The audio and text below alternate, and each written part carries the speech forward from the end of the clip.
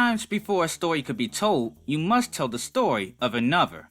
In the two-part story Growing Pains that took place between issue 28 and 29 of the Sonic the Hedgehog Archie comics, following his battle with Amnesia under Robotnik's direction, where he not only laid out Tails, but his other companions too, a fed-up Tails runs away to get away from him and the others. He wasn't just angry about Sonic attacking him, it was also a combination of feeling like he wasn't valued because he was little. Tails fires up his submarine, the Sea Fox, and took it out to sea, completely unaware Robotnik was spying on him from a nearby tree. He decides that Tails will be an easy target, and sends out one of his leftover robot duplicates to target the young fox. Arriving at an uncharted island, Tails hears a girl calling out for help, and still feeling like he didn't need any assistance from the freedom fighters, he went to help her alone. What he saw next before him made him experience love at first sight. Tied to a palm tree was a pretty red lady fox with a yellow ribbon on her head. He freed her right away without thinking to question why she was in the middle of nowhere in the first place. She tells him her name is Fiona. We the readers call her Auto Fiona. She embraced her hero immediately. They held hands and Tails seemingly gained his first kiss right before they frolicked together on their own personal little island. In the middle of that, Robotnik was watching from a distance in disgust as his robot was walking Tails into a trap where she had him thinking he was going to her home. Being very young still, Auto Fiona was very likely his first real experience with love, so he was getting ready to get a crash course in the meaning of love hurts. Tails entered the tunnel first, where Robotnik closed the gate on him. That's where he learned the love of his life was a robot and was working for the most vile creature on the face of the planet. He wasn't just in some foxhole, he was actually in the tube of a roboticizer that Auto Fiona had powered up under Robotnik's orders. In fact, the entire island itself was a machine. Even with knowing she was a robot, Tails was still pleading with her right before she was ordered to pull the switch to roboticize him. It would be a tragic yet fitting end for Tails. He could be together forever for real with Fiona as a robot, but he'll still be doing it under his worst mortal enemy. But it wasn't about to go down that way. Following up in part 2 of issue 29, Tails overloaded the roboticizer with the fur from his tails and blew the door open. Once it appeared Robotnik was in danger, defense mode kicked in, and Robot Girl punched Tails square in the face. She then proceeded to continue the assault further when she grabbed a club and attempted to bash his head in. Tails still very much cared for the robot, so he was prepared to fly away rather than fight her, but he was still dealing with the island itself when a palm tree wrapped itself around him. He didn't want to fight Auto Fiona, but he had zero issue doing so with Robotnik. Tails overpowered the tree with the power of his tails, and then proceeded to smack him out to sea using it. The robot fox was far from done, however. She tackled Tails into the water and started beating him horribly. That's where Robotnik used the distraction to escape the island. But robots and water don't mix. As she started to short circuit, Tails tried his best to swim to a submarine. However, she recovered long enough to catch him and began drowning him for 4 panels, but he still didn't fight back. Instead, he continued to plead with her to stop. Eventually, she came to a stop anyway. The seawater finally caught up with her and caused her to shut down. Tails still loved and respected the robot so much he carried it out the water to safety and vowed to make Robotnik repair her so they could be together again. Comedy of an innocent little kid at its best. Eventually, he sailed off in the Sea Fox, and that began the start of his 3-issue miniseries. As he drove away, we could see the robot one last time shedding a tear, almost if it did have some genuine love for Tails. Little did he know, what he fell for was simply a copy of a real red fox named Fiona the Fox, and the wonderful face he loved so much wouldn't be done breaking his heart.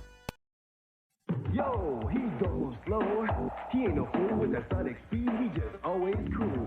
Sonic the Hedgehog. No fool. Come on, just show me what you got. Going fast is cool, going slow is not. Sonic the Hedgehog.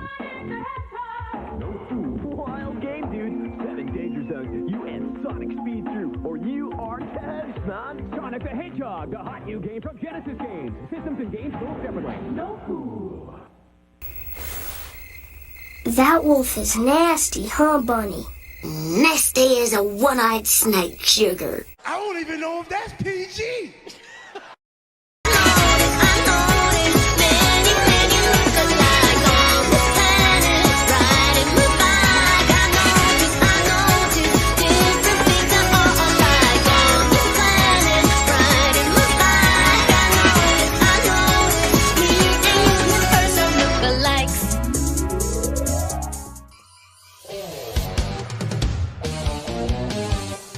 From the Archie Sonic comics comes Super Special number 8, a parody story Ian Flynn would never allow to happen again. In 1998, Sonic briefly had contact with the world of the anime Magic Girl, being attacked by a hideous female robotnik lookalike called Ivana Robotina. Wanted by the Zone Police of the No Zone for being out of her reality, which was the Luna Zone. He soon gets some assistance to defeat her and take her back to where she belongs from an alternate reality Sally Acorn and Amy Rose. Sally as Sally Moon, who was a parody of Sailor Moon, and Amy as Chibi Rose, who was a parody on Chibi Moon. Unfortunately, we didn't get to see those planet-level bursting attacks from the anime they were based on before they and Sonic were quickly blown away by Robotina. It does, however, get stranger, which really isn't something surprising from the Super Specials. Robotina is soon taken out instantly from an incoming rose from Knuckles called Tuxedo Nux, who was a parody of Sailor Moon's lover, Tuxedo Mask. It might be worth noting, if it wasn't already, the people of the Luna Zone grew to the height of humans. It was a bit more easier to notice when Sally Moon practically pushed Sonic over to run to Nux. As the two embraced each other, Sonic watched on from the back with a dumbfounded look. If he had anything to say, it was cut short by a Zone cop named Zonic, who came to make sure everyone was back in their rightful reality. As Sonic sought to get answers from him, the others started heading back to their own world, with Robotina being dragged along. The girls said their goodbyes and headed back into the Luna Zone. As for Sonic, once Zonic was done explaining the multiverse and teaching him about its importance as Sonic Prime, he had one last thing to throw a fit over. If he's that big of a deal, why didn't he get the girl? Give it some time, Sonic. That reality isn't as far off as you think, player. Danita Stokes, president of HAG. It's bad enough that Sega Genesis has the most 16-bit games, but this new Sonic the Hedgehog, oh, he really does my doilies. They say he's incredibly fast. Well, what's the hurry, mister? And about his attitude. Smarty pants. Why can't it be more like that nice boy Mario? Oh! Little brat! Now, get Sonic free when you buy a Sega Genesis system at its new price of $149.99.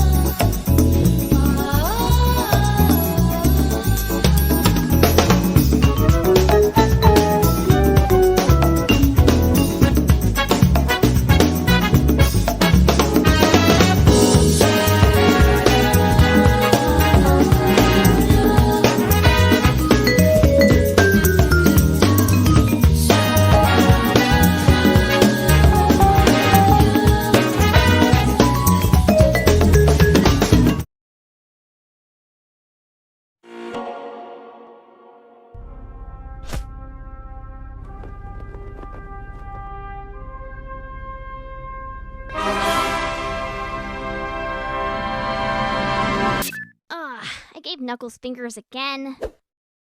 What? Who'd you think was animating these? You boys can have this one, but I got next game.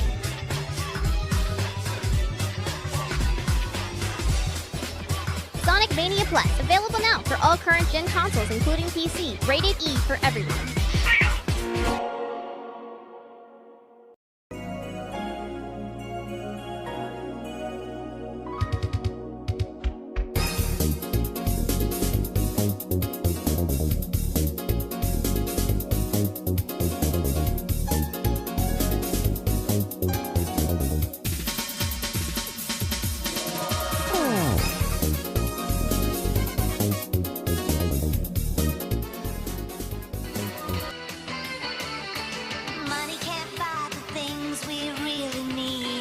Are you guys ready to rock out with the next featured Furry Girl? Because we're heading back to Sonic Underground one more time to take a look at the fabulous Mindy Lator.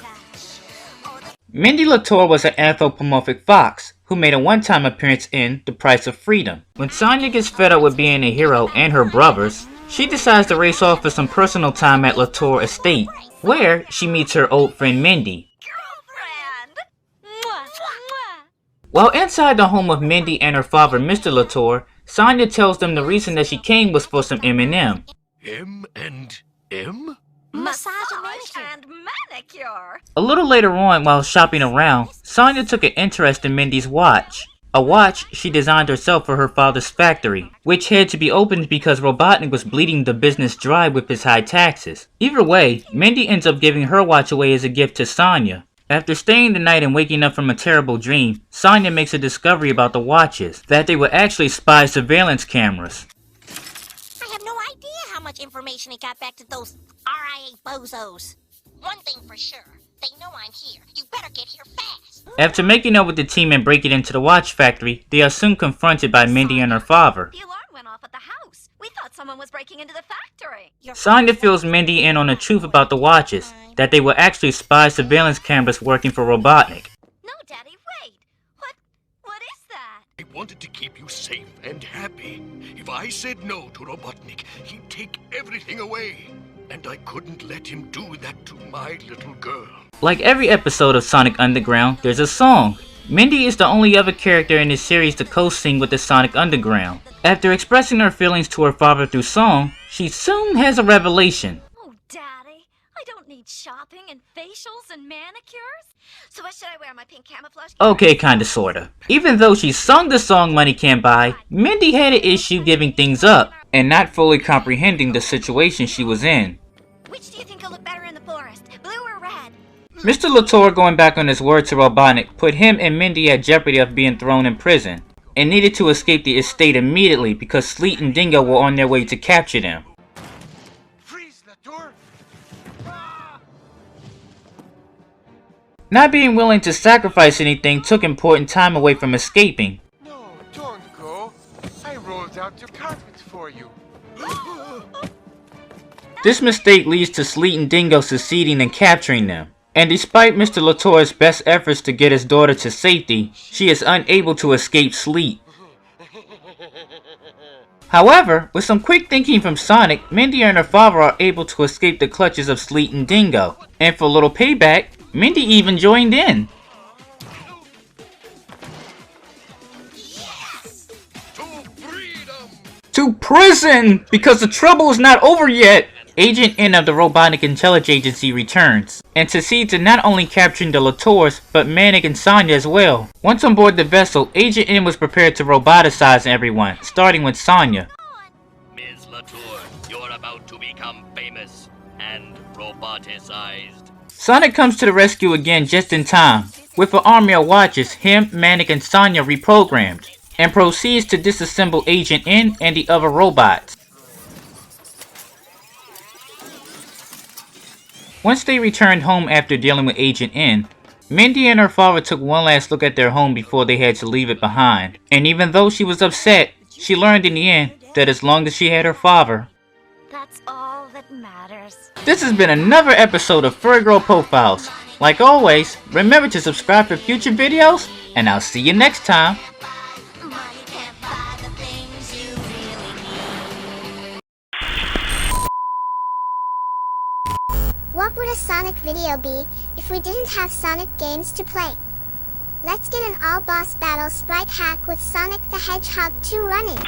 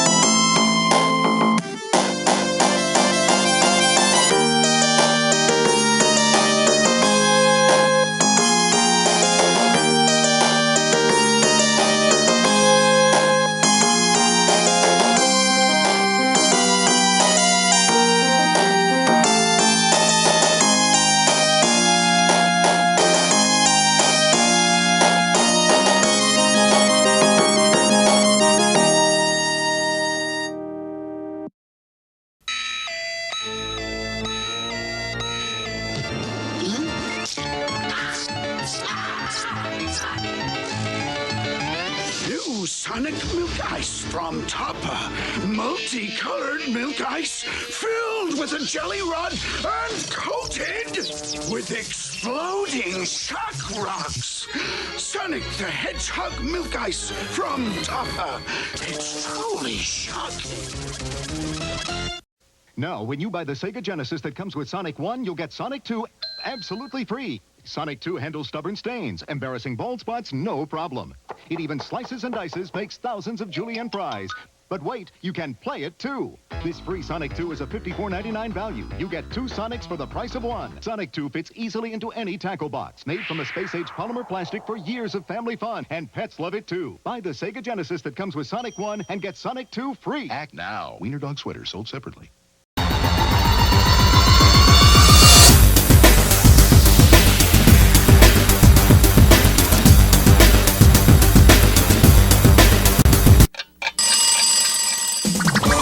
In this edition of Furry Girl Profiles, we time travel back to 1993 to the bizarre world of the adventures of Sonic the Hedgehog. In episode 50 of Robotnik's Pyramid Scheme, Robotnik, Scratch, and Grounder continue invading certain points in time looking for the Chaos Emeralds. In yet another attempt, this time Robotnik sought out the Chaos Emerald of Immortality. Even worse than that, his new visit was killing off Sonic's family tree. So in order to stop him yet again, Sonic and Tails do some time traveling of their own, which eventually lands them in ancient Moby-Egypt. But just before that, Robotnik, Scratch, and Grounder had already found Mud Sonic, one of 2 of Sonic's ancient Egyptian ancestors.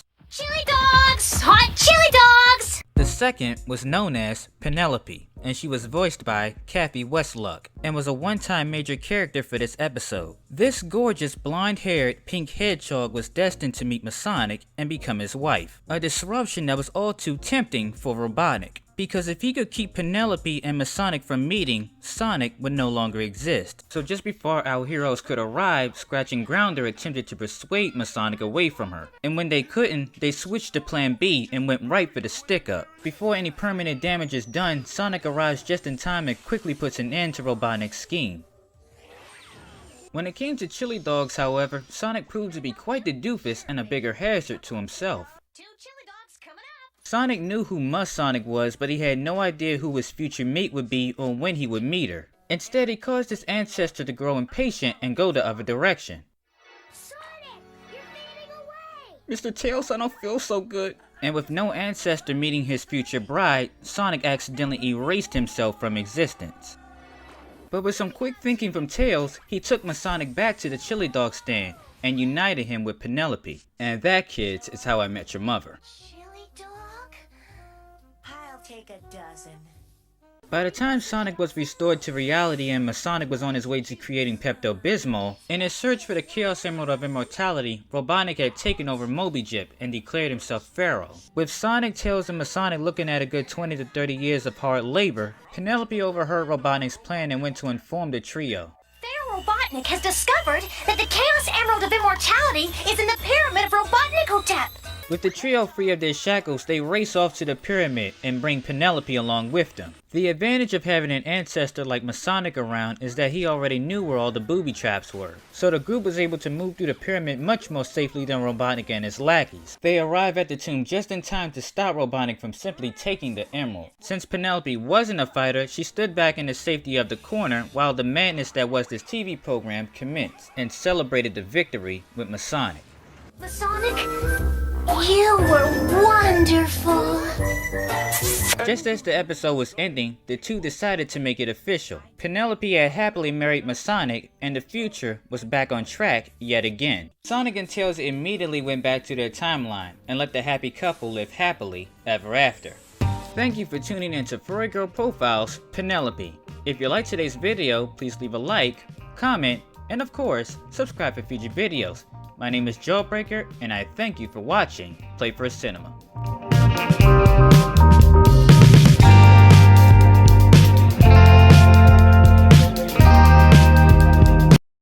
Sonic Underground. Wanted for music. Wanted for laughs. Wanted for action. Sonic His sister Sonia and his brother Matic have a band. They're already in the top 10. In fact, they're #1 on Robotnik's most wanted list. Sonic Underground. Wanted for fun. Sonic Underground. Weekday mornings at 6 on WB20.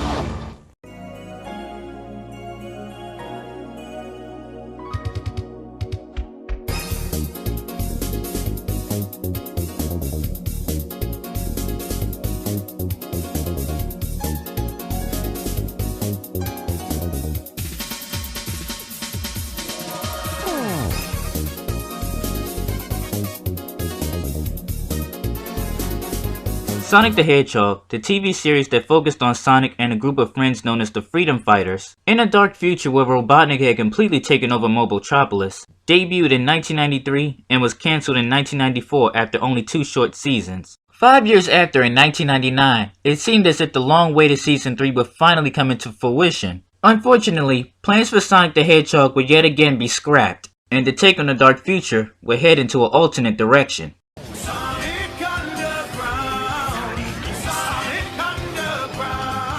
In Sonic Underground, Sonic is a prince born to a woman named Queen Elena. When a character named Oracle warns her of a dire future, for his safety, not only does she have to give Sonic up, but his triplet brother and sister, Manic the Hedgehog and Sonia the Hedgehog.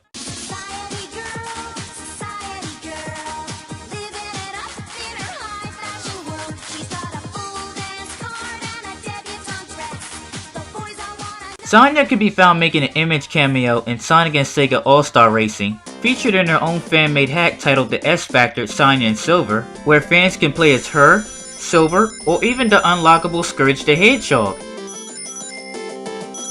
And for the comic book lovers, she also makes a one-time appearance in the Archie comic, Sonic Super Special, issue number 10. Also as an honorable mention, in the Sonic Archie storyline that takes place 25 years in the future, Sonic and Sally Acorn had a daughter named Sonia Acorn, who received her name from none other than Sonia the Hedgehog herself. Character-wise, however, Sonia's only true main appearance has only been exclusively to 1999's Sonic Underground. Just like her brothers, before Queen Elena went into hiding, as a baby, she was left in the care of a person suitable enough to take care of her. The woman who was going to raise her was an upper-class aristocrat named Lady Windermere. Because of this upbringing, unlike her brothers, she got to experience a life of luxury, making her personality at times spoiled and high maintenance. It also includes snobby. That's it! I've had it! I need a facial, I need a pedicure, and most of all, I need a massage. However, she is the most acrobatic and physically the strongest of her brothers. She's not fast like Sonic, but she does share a similar spin attack. But just like both her brothers, when she decides to rock out, she does it through the power of her medallion. Sonia's medallion in particular is in the shape of a keyboard, and when she needs it as a weapon, it could come in 2 stages. One of those stages is the synthesizer keyboard, which can cause smoke screens to confuse enemies. It can also be used to fire off laser blasts. The second form is the keyboard rifle. In similar fashion to the keyboard synthesizer, it can also be used to fire off laser attacks as well as cause smoke screens. As far as Sonia's love life goes, amongst her brothers, she was the only one with any sort of love interests. As shown here in Sonic Underground episode titled The Last Resort, she had a one-time brief crush on Stripes. Prior to the first episode of the series, she was engaged to marry the stuck-up and cowardly Bottlebee, and Dingo, one of the trio's main enemies, developed a crush on her early in the series, to which the feelings are not mutual. But as seen in episode 29, Sonia's biggest love interest was Knuckles, showing concern for him when he went missing. Have surrendered without a fight. He could be hurt. Or worse. The classic blushing. And the biggest payoff, holding hands and kissing them on the cheek. And that wraps it up for Furry Girl Profiles Sonia the Hedgehog. As always, thank you for watching. And if you haven't already, please do subscribe for future videos. And we'll see you next time on the only channel dedicated to furry girls, Playfur Cinema.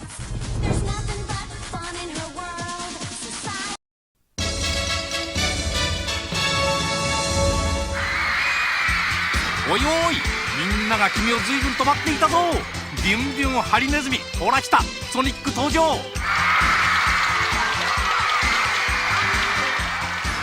コンの面白さったらもう目が離せやしない。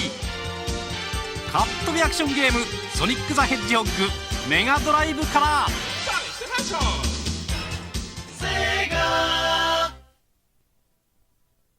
Before we attack each other and tear ourselves to shreds like a pack of maniacs, let's just open the sack first and see what's actually in it. It might not even be worth the trouble. Hi. Wow, if a high five does that, what happens with a kiss? Okay, it's worth it.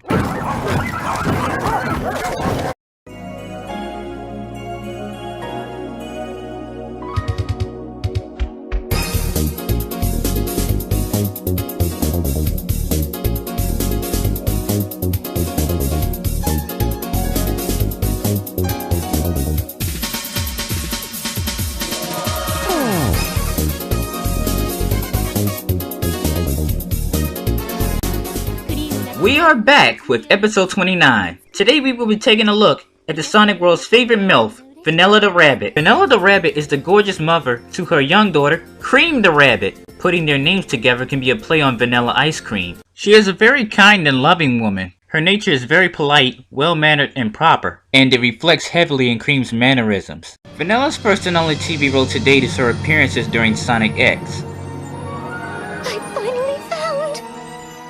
Reuniting with Cream after being separated from her during episode 39 in season 2. After Sonic X, Vanilla went on to be featured in the Sonic Archie comics, appearing in both the pre- and post-Super Genesis Wave continuity. Here, she is still very much her sweet, loving, proper, and concerned parent self. In the Archie comic stories, not only is Vanilla Cream's mother still, she is also the aunt of Bunny Rabbit, but this relationship only applies in the Genesis reality. Vanilla made her first ever comic appearance in Sonic the Hedgehog issue 217, first appearing when Snively attacks her, Cream, and Cheese's home, believing there was a valuable energy source under their house.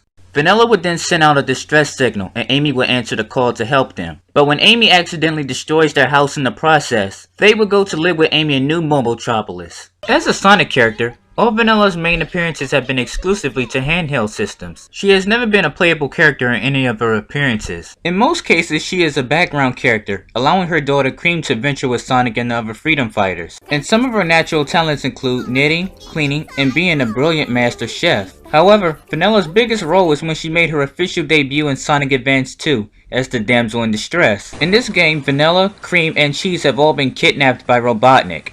But when you first arrive on the scene and defeat Eggman, you only manage to rescue Cream and Cheese. Later, after the player defeats Egg Utopia, if the player had collected all 7 Chaos Emeralds, a bonus battle will be unlocked, where Vanilla is once again captured by Eggman. Sonic and the others arrive on the scene just a bit too late, and as Cream cries for her mother, Sonic taps into the power of the Chaos Emeralds. After unlocking Chaos Control, Sonic then takes off into space in order to get Cream's mother back. Sometime during the battle, Sonic manages to destroy the egg vacuum and reclaim Vanilla's pod, but Sonic wasn't entirely out of the woods just yet, as Vanilla's pod plummets to Earth and shatters in the process.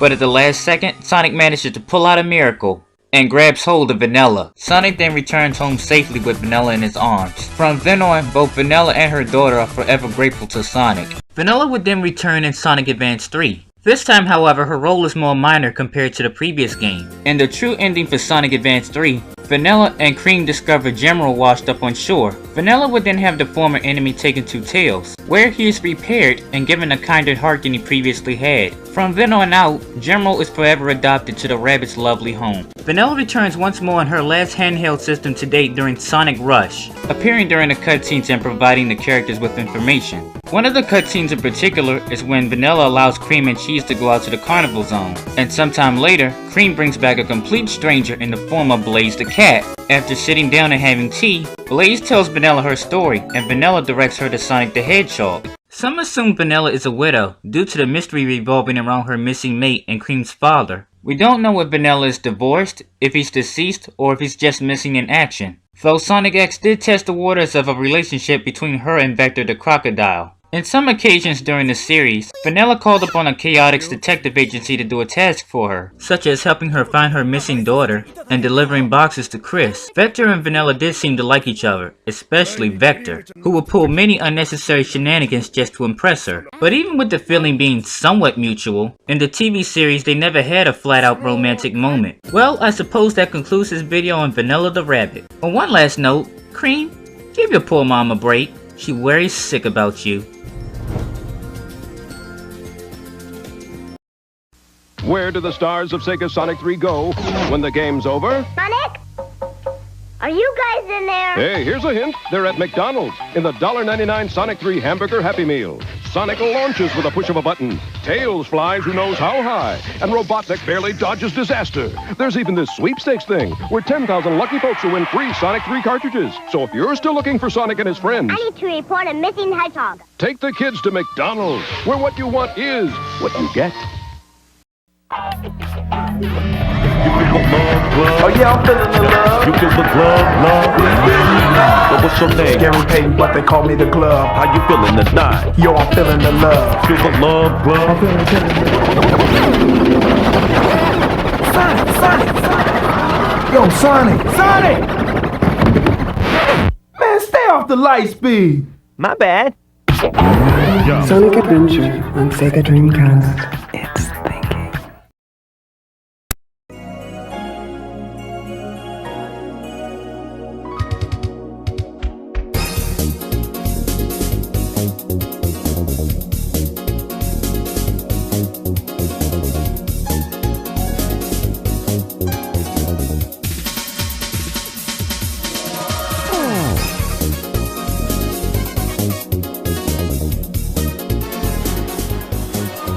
On your mark. Get set.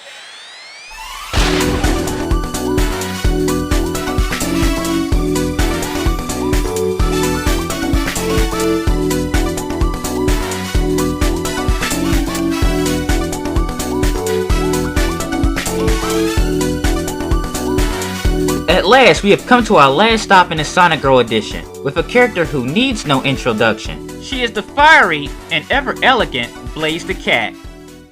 Blaze the Cat comes from another world known as the Soul Dimension. This name is derived from the emeralds in her world known as the Soul Emeralds. In Blaze's world, not only is she the guardian of the Soul Emeralds, but she is also a princess, born into a royal family that has guarded a mystical artifact known as the Jeweled Scepter for generations. Since the day she was born, Blaze has inherited the power of pyrokinesis, giving her the ability to manipulate and create fire at will, a power she has looked upon not as a gift, but as a curse, due to how harsh life was growing up, because other children teased her due to her lack of ability to control her powers. Thus, when she became guardian of the Soul Emeralds, she isolated herself from the rest of the world, making her the self-reliant, antisocial, and sometimes withdrawn character we know her as today. Blaze makes her original debut in the Archie comic series of Sonic Universe, issue 55. As a video game character, she has made numerous appearances and cameos, making her debut appearance in 2005's Sonic Rush. In Sonic Rush, the player takes control of either Sonic the Hedgehog or Blaze the Cat herself from their own storylines. This storyline takes place when Blaze's dimension and Sonic's dimension crosses streams with each other.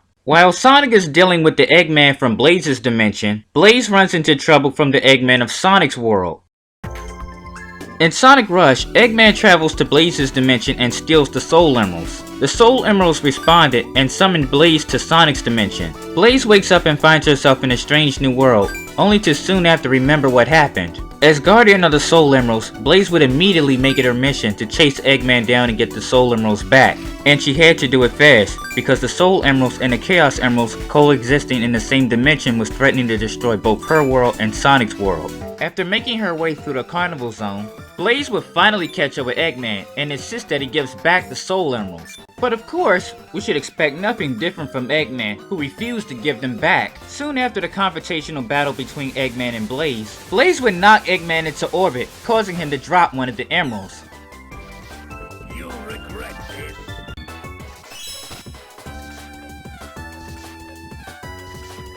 Shortly after, Blaze meets Cream, who has no problem talking to strangers, and that overly friendliness boggles the mind of Blaze, who is a character who generally keeps to herself. After Blaze finally tells Cream her name, she soon after invites her to her home, despite a little hesitation from Blaze, of course. It's here Blaze meets Cream's mother, Vanilla, and despite Blaze's wishes, Vanilla insists that she stays for tea, where Blaze tells her where she's from and the Soul Emeralds. She is soon first suggested by Cream and Vanilla to go track down Sonic to help her. However, Blaze, wanting to take on the burden herself, refuses the offer. Vanilla will soon also suggest that Cream goes with her, and even though Blaze didn't want Cream's help, Cream still wanted to help Blaze because that's what friends do. After Blaze caught up with Eggman and defeated him once again, Sonic showed up on the scene, where him and Blaze had their first brief encounter with each other.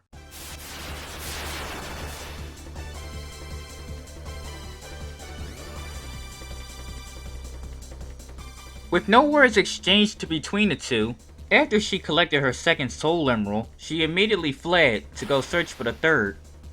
After tracking Eggman down yet again at Mirage Road, and a not-so-first friendly meeting with Knuckles, Blaze has no choice but to bury the hostile Echidna under rubble, but not before she was given advice to go see Sonic yet again. Yet, still determined to do things on her own, her and Cream make their way to Water Palace. 2 more Eggman beatdowns and 2 more Soul Emeralds later,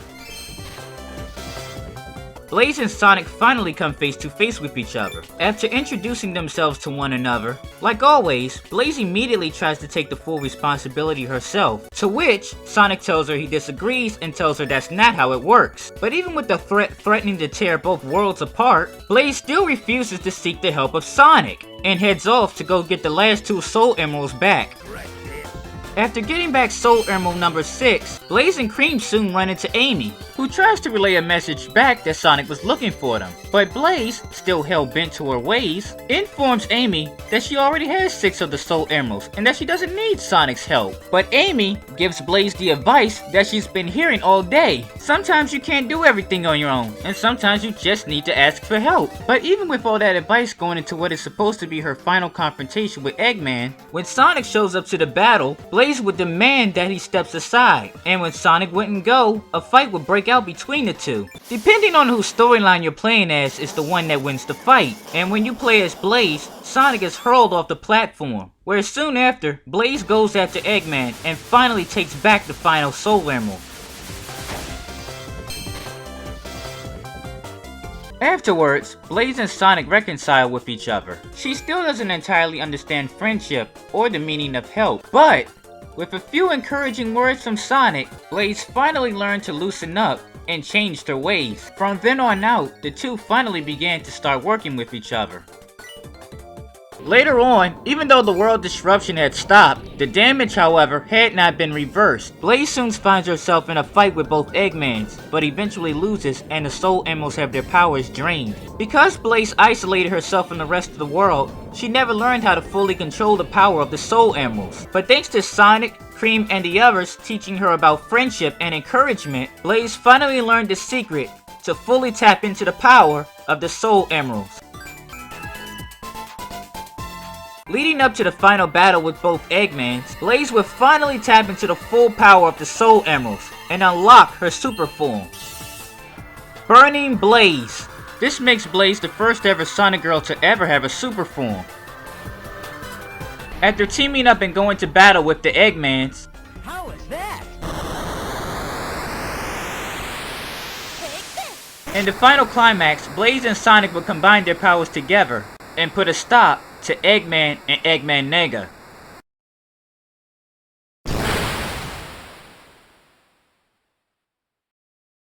After the battle and things began going back to normal, Sonic and Blaze said their temporary goodbyes to each other, but not before a farewell handshake. They would soon find themselves being pulled apart by their own dimensions, taking them both back to their rightful worlds.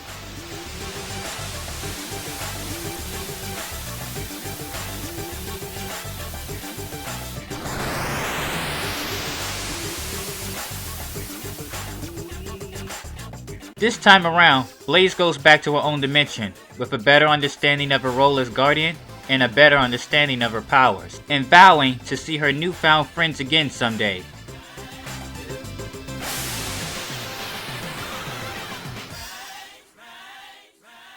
Unfortunately for poor little Cream, she didn't get to say goodbye to her new friend. However, Sonic would cheer her up with some good news, and lets her know that Blaze will be back one day. Until then, she'll just have something to look forward to. This has been Furry Girl Profiles Blaze the Cat. If you enjoyed this video, please do give it a like, and remember to subscribe for future videos. And we'll see you right here again on Playfur Cinema.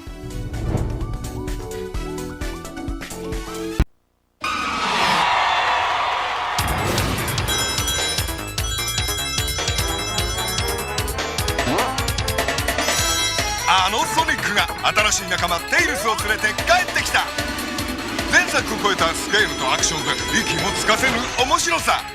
超ハラハラ超ドキドキの超音速アクション。ソニック・ザ・ヘッジホッグ2 Welcome to Sonic Land メガドライブから世界へ向けて。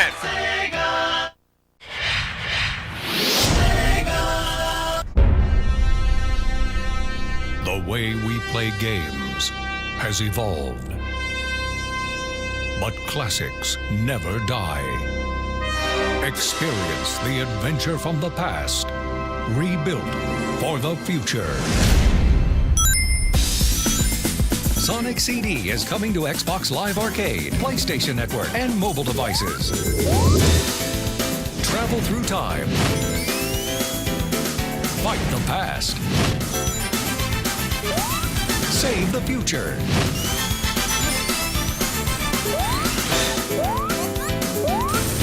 See where the Sonic 4 saga began.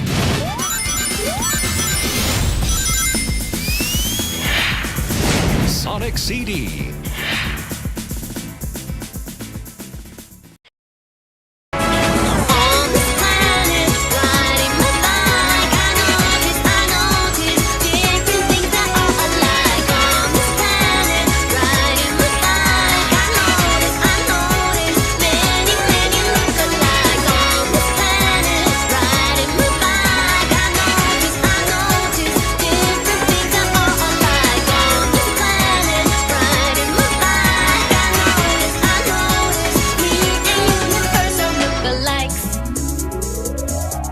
Today's Furry Girl Profile rushes us back into another character review from 1992's The Adventures of Sonic the Hedgehog. In episode Magnificent Sonic, we open up in an Old West style town we will shortly find out was called Tranquil Gulch. A few seconds in, and the current sheriff finds himself in a shootout with one of Robotnik's robots called 6-Gun Pete.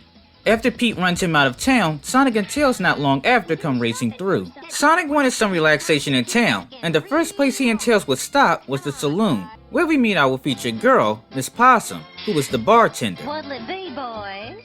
I'm Miss Possum. Welcome to my saloon, Mr. While ordering from the bar, Playboy Sonic didn't hesitate to hit on the first girl he saw. When 6-Gun Pete came in causing trouble, Sonic fended him off by tricking him into blowing his own head off. Not only was Miss Possum impressed, but the mayor attempted to make the speedster the brand new sheriff. Sonic was ready to decline the offer, but he couldn't say no to the babe enticing him, so he became sheriff temporarily. In the meantime, the now headless 6-Gun Pete traveled back to Robotnik and alerted him about what was ruining his plans to turn the town into a casino. As expected, he sent Scratch and Grounder to take care of Sonic. The Doofus duo arrived in town and challenged him to a shootout, but he tricked them to a game of strip poker instead. Miss Possum watched from the sidelines as Sonic kept beating them and causing them to obsessively pull their robotics off to make up the cost.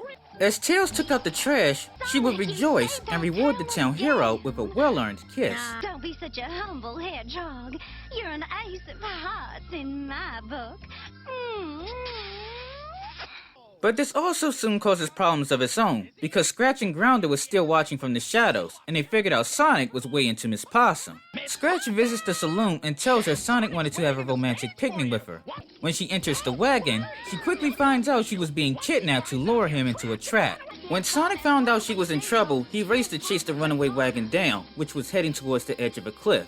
He jumped over the edge following behind it and made his way through the window. Scratch and Grounder then unleashed the next stage of their plan, which was to imprison the two inside and make a jump for it with the parachutes. But the two morons completely forgot to put them on first. Sonic would then use them to slow fall down and allow the wagon to drift downriver like a boat. Oh, Sonic, you're so romantic. The Badnik duo, however, wasn't done yet, but the upcoming rapids had a different plan in mind for them. Sonic guided him and Miss Possum out of harm's way, while Scratch and Grounder found themselves smashed to pieces. Oh, Sonic, you're wonderful. However, both sides would soon find themselves going over a waterfall. Sonic and Possum managed to survive with no trouble, but the Robos were captured and jailed. A message was then sent to Robotnik telling him it would cost a heavy fee to get his robots back. He would soon arrive to town accompanied with 5 other new robots, designed to turn Sonic into blue cheese. After dealing with the extras, he would soon then face off with Robotnik directly while Tails was being held captive. Miss Possum would soon then run to his side out of concern. Sonic, wait! If you're gonna get shot, at least you should wear some nice duds. But it wasn't clear yet, but apparently she had a trick up her sleeve to match Sonic's fancy new outfit. Under Sonic's cloak was a mirror, which he would use to reflect Robotnik's gunfire. He stumbles into his minions, where they end up defeated after getting nailed into a porta potty turned into a coffin. Sonic then declares his job as sheriff is over, but before leaving, he will pass the role on to Miss Possum, a girl who was just kidnapped and hasn't used a gun the entire episode, but okay. Miss Possum was voiced by Louise Valance.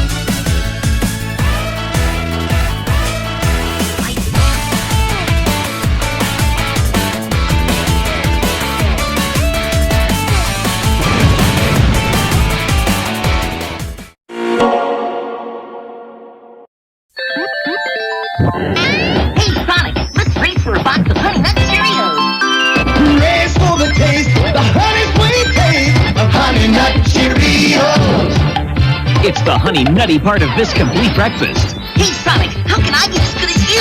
Race for the taste. Now, Honey Nut Cheerios offers you free Sega game tips right on the box, plus a chance to instantly win a Sega Genesis with the new Dr. Robotnik or Toe Jam and Earl Panic on Funkatron. Chances of winning 1 in 10,000. Check mark boxes. On this episode, we make yet another triumphant return to 1999's Sonic Underground, the somewhat short-lived 40-episode TV series that gave Sonic a triplet brother and sister. As the Hedgehog triplets journeyed around seeking to reunite with their mother, they were also in charge of forming the Freedom Fighters, otherwise known as the Resistance, an organization of rebels opposing Robotnik spread throughout Mobius. The fight continued in episode 34 of Sonia's Choice. With Sonic, Sonia, and Manic kept busy elsewhere running for their lives, Robotnik would travel to the town of Anais, where he planned to use its museum to set a trap for them. Later on, another resistance fighter by the name of Trevor caught up to the trio and introduced him to a fox by the name of Renee. Her voice actress was none other than Tabitha St. Germain. Renee was a one-time character who was leader of the resistance in Anais. this is one of the 4 royal hedgehog goblets that have been in your family for centuries. Robotnik's about to auction them off. After informing the Hedgehog siblings about Robotnik's plans to sell off their family heirlooms, she travels back to the town with the rest of the group and informs them that their property is locked up tightly in Robotnik's museum. As they made plans to steal them back, they were unaware of the full extent Robotnik was counting on it. In fact, this was nothing more than a setup to capture the Hedgehogs. After sneaking into the museum and learning of Robotnik's security system up close, Renee figured the siblings would want to give up on the operation. Instead, they decided to press onward as she stood outside the museum communicating with them. After hacking the security system, getting their stolen goods back and escaping unharmed, the trio soon meets back up with Renee. Resistance report units are sealing the city. Execute backup plan. When the town gets put on lockdown, the group agrees to split up in order to throw Robotnik off their trail. But there was more to his trap than just high-tech security. The floor was laced with mega muck, and the heroes were tracking it all over town. Sonia later on manages to meet up with Renee again and travel by water. Along the way, they are spotted and attacked by SWAT bots and end up having to abandon ship. The two manage to get back to dry land safely and escape capture, but Sonic and Manic weren't so lucky. Renee and Sonia would end up searching every hideout in town for the two, with no success, until Robotnik put out a bulletin to speak to Sonia directly. Tonight at 9, I will roboticize them. It appears that you have a choice to make, Princess Sonia. Despite Robotnik forcing Sonia to choose between her brothers, Renee was a skilled computer hacker. If the computer system crashed, Sonia was able to free Sonic from the roboticizer, but nobody was counting on a backup generator. By the time Renee could get to Manic, it was already too late, and she is spotted. With Renee now at the mercy of a SWAT bot, now there was truly nothing that would stop Manic from being roboticized, until a special guest rolled in and not only destroyed the roboticizer, but terminated the SWAT bot. That special guest was none other than Queen Elena herself. With the royal goblet secured and Sonic and Manic out of harm's way, there was only one thing left to do, and that was to run. Hey Renee, ever travel at Sonic speed? No. Hang on. Thank you all for tuning in to another episode of Furry Girl Profiles. If you liked today's video, please leave a like, comment, and subscribe for future videos. My name is Jawbreaker, and I thank you for watching Playfur Cinema. If you've got a Genesis, or a Game Gear, or a Sega CD, there are new Sonic games coming. As you'll see on Sonic Mania Day, they're really fast. Before we attack each other and tear ourselves to shreds like a pack of maniacs, let's just open the sack first and see what's actually in it. It might not even be worth the trouble. Hi. Wow, if a high five does that, what happens with a kiss? Okay, it's worth it.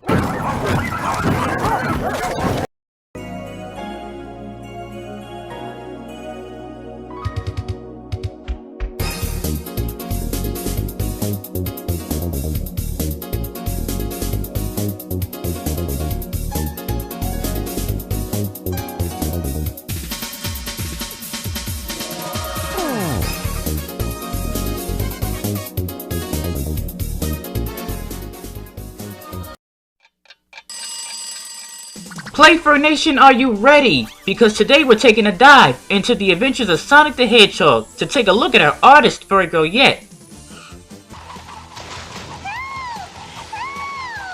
Okay, so she's not exactly the most fuzziest thing we've ever featured, but if it makes you feel better, not only is she half mermaid, but she's half hedgehog. She's a merhog. Under the sea, darling, it's better down where it's wetter. Take it from me. Meet Marina the merhog. She makes a one-time appearance in The Adventures of Sonic the Hedgehog, episode titled The Little Merhog, a character who was half-breeding long before Sonic the Werehog came along. And some are probably asking, what's so special about this girl that would make you want to feature her? Well, not only is she a pretty face, but she was once upon a time a love interest of Sonic. What's your name, babe? Marina was accidentally fished out of the sea by Tails, who had been swimming for hours away from a danger that was destroying her home. Not being able to resist a pretty girl in need, Sonic doesn't hesitate to offer his services. Meanwhile, on the seafloor, we find out the source of the destruction and pollution was a guy by the name of Captain Memo. As soon as the seafloor has been stripped, and my underwater mini-malls and condos are completed, I'll be ready to collect rent from all the fish and merhogs in the sea. When Sonic and the others find Captain Memo's octopus ship, Sonic and Tails immediately dashes off to make quick work of him. Sonic grabs a nearby anchor and ties its tentacles together, causing it to sink to the bottom of the sea. Your troubles are over, babe. Now, how about you and I go topside for a couple of dry chili dogs? Unfortunately, their troubles were not over. Captain Memo made a quick recovery and captured the heroes. That's when Marina showed us her special ability. In similar fashion to Aquaman, she can communicate with fish. Marina talks with the electric eels and tells them to shock Captain Memo's octopus ship, causing the ship to free its grip. Perhaps my people can help. When all else failed, Sonic and the others retreated back to her home, in Mertopia. I am Queen of the Merhogs. You must be Sonic the Hedgehog. You nasty bitch. Unfortunately, it did not take long for Captain Memo to find and start attacking Mertopia. With the city under attack, Sonic swam off to put his new plan into motion. Sonic tricked Scratching Grounder in order to get a fight between Robotnik and Captain Memo started. What's happening? And his plan works. With Dr. Robotnik and Captain Memo killing each other, the stowaways, Sonic and Tails would make a hasty retreat. Thanks, Sonic. Mertopia is safe. And indeed, it very was safe. At least until Scratching Grounder found out and told Dr. Robotnik about what Sonic did. Captain Memo, this is Dr. Robotnik. It seems there's been a little misunderstanding. So while Sonic was off being a typical playboy and flirting with the aquatic life, hell was about to rain down on Mertopia in the form of Robotnik and Captain Memo. Captain Memo and I made a little pact. I conquer Mertopia. And I turn it into condos and mini-malls. With Mertopia being destroyed by Robotnik and Memo, a new plan had to be executed in order to get rid of them. And it would be Marina that would come up with a solution that would end this once and for all. Our only chance is to fight fish with fish. Right, let's go. Marina will use her special ability once more in order to summon an army of schoolfish to help her save Mertopia.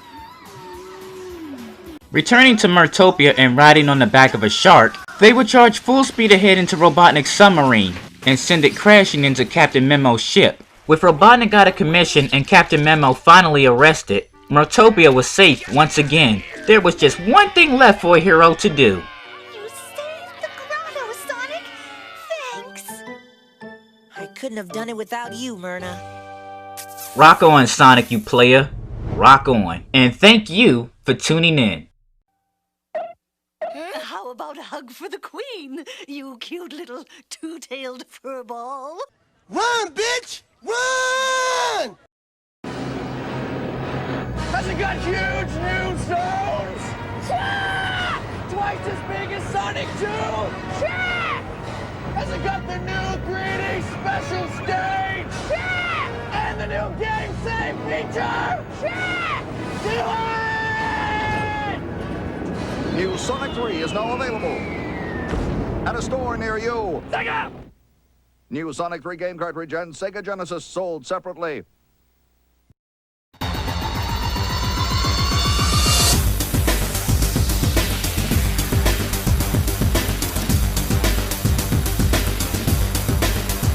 long for my children, but I have to wait. To act too soon could seal their fate. They made a vow their mother will be found. Unfortunately, they never did find her. Welcome to another edition of Furry Girl Profiles. This episode marks our third visit to the Sonic Underground, which was released in 1999, just 5 years after Sonic the Hedgehog or Sonic Sat AM was cancelled in 1994. The 40-episode series once again placed Sonic in an apocalyptic future, just like its predecessor. Only this time with a few big differences. A triplet sister named Sonia, a triplet brother named Manic, and alongside Sonic's new siblings was supposed to be the woman who would become the most important figure in Sonic's life and in the story. Voiced in English translation by Gail Webster, and voiced by Jocelyn Gasson in German, the mother to Sonia, Sonic, and Manic, Queen Elena. But just after my children were born, the evil Dr. Robotnik used his technology to turn our world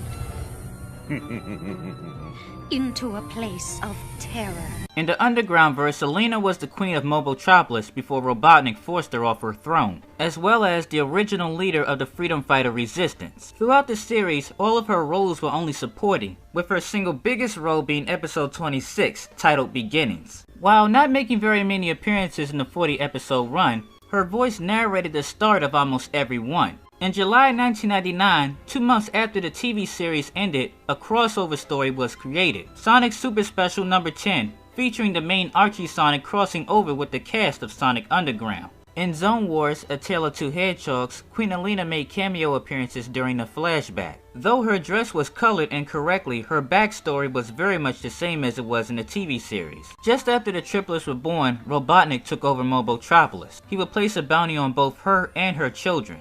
At some point after taking her children into hiding, the Oracle of Delphius reaches out to her. He tells her a prophecy about a better future, where Robotnik is defeated. Someday you will reunite with your children to become the Council of Four. He prophesizes that they will finally reunite one day and become the Council of Four and overthrow Robotnik. However, for this better future to come true, there had to be sacrifice. For the safety of her children, she had to separate from them. She left Sonia in the care of a wealthy aristocrat named Lady Windermere. Out of the 3 triplets, Manic was stolen from his intended home and raised by a thief named Farrell. And Alina left Sonic's basket in the care of a nameless fugitive couple. They too were ultimately captured by Robotnik and had their house burned to the ground, leaving Sonic in the care of Uncle Chuck. In the comic, Uncle Chuck is mentioned as Sonic's guardian, but his adoptive parents are not. While forming the Resistance, the trio often searched for their mother. So was Robotnik, Sleet, and Dingo, a constant reminder of why Queen Alina went into hiding. On numerous occasions, they tried to use Sonic, Sonia, and Manic to capture her, or they would play on their desire to finally meet their mother to capture them, whichever was more convenient. But it seemed neither side fully understood what she was capable of or how far her reach was. I love you, my little Manic. The mirror is your way out. Remember, the mirror. As far as her children went, though they were always pursuing her, she always had an uncanny ability to be a lot closer than they thought. An assumption that could be made just by her narrating the story and her telling us about their activities. Always working from the shadows, always being careful not to unveil herself to them. Always mysterious, yet never 100% silent. When she needed to communicate with them, she always had a way to relay a message. There were also times she was never very far behind when her children were facing serious danger, and has been their rescuer on numerous occasions, such as when Manic was trapped in the roboticizer.